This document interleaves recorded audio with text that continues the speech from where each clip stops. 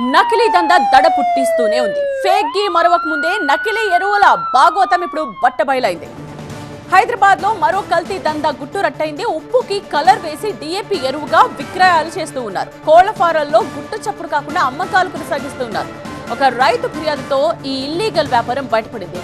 హైదరాబాద్ శివారు పెద్దాంబర్పేటలో ఈ దందా జరుగుతోంది.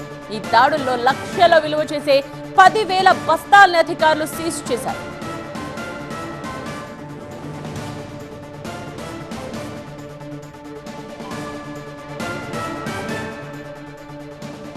హైదరాబాద్ శివారు పెద్దాంబర్పేటలో జరుగుతోన్న దందా ఇది. మరో కల్తీ దందా గుట్టు రట్టయింది.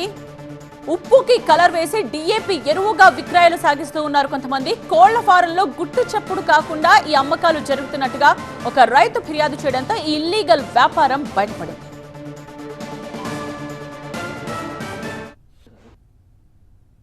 ఒక రైతుకు ఫేక్ డిఏపి అమ్మినారన్న సమాచారం మేరకు మేము అక్కడ కేసు నమోదు చేసి దాన్ని లింకు పెట్టుకొని మొత్తం వెరిఫై చేసుకుంటూ ఎవరు అమ్మినారు, ఎక్కడ తయారు చేస్తున్న విషయాన్ని తెలుసుకుంటూ ఇక్కడ పెద్దంబరిపేటలో ఉన్నటువంటి ఈ గోడౌన్లో పెట్టి చేస్తున్నట్టుగా మాకు తెలిసింది. మేము ఇక లింక్ రాగానే అక్కడి నుంచి అందరూ కూడా పారిపోవడం జరిగింది. డిఏపికి సంబంధించినటువంటి అతను సాల్ట్ మరియు రకరకాల కంపెనీల పేరు మీద ఏ కంపెనీ కావాలంటే ఆ కంపెనీకి సంబంధించిన ప్రింటింగ్ తయారు చేసి ఆ మెటీరియల్ తెచ్చుకొని దాంట్లో సాల్ట్ అండ్ మరియు జాజు లాంటివి కలిపి వాటిని కంపెనీగా తయారు చేసి ఒక బ్యాగ్ కింద తయారు చేసి వాటిని ఇక్కడ నుంచి వాళ్ళు పంపడం జరుగుతూ ఉంది. దగ్గర ఇప్పుడు ఆ మిషనరీతో కాకుండా ఒక 1000 బ్యాగుల వరకు, సుమారు ఒక 1000 బ్యాగుల వరకు ఇక్కడ స్టాక్ నిక్షిప్తమై ఉన్నది. దీన్ని మొత్తం కూడా ఇక్కడ సీజ్ చేసి కన్సల్ట్ అగ్రికల్చర్ ఆఫీసర్లకు హ్యాండ్ ఓవర్ చేయమని మా అధికారులు పంపడం జరిగింది. కాబట్టి సుమారు ఇక్కడ మనకు 1000 బస్తాల వరకు ఉంటుంది. ఒక బస్తా 1500 రూపాయలు దాని కింద చేయడం జరిగింది. దాన్ని బట్టి చూస్తే 15 లక్షల వరకు స్టాక్ ఉన్నట్టుగా మనకు తెలుస్తూ ఉంది.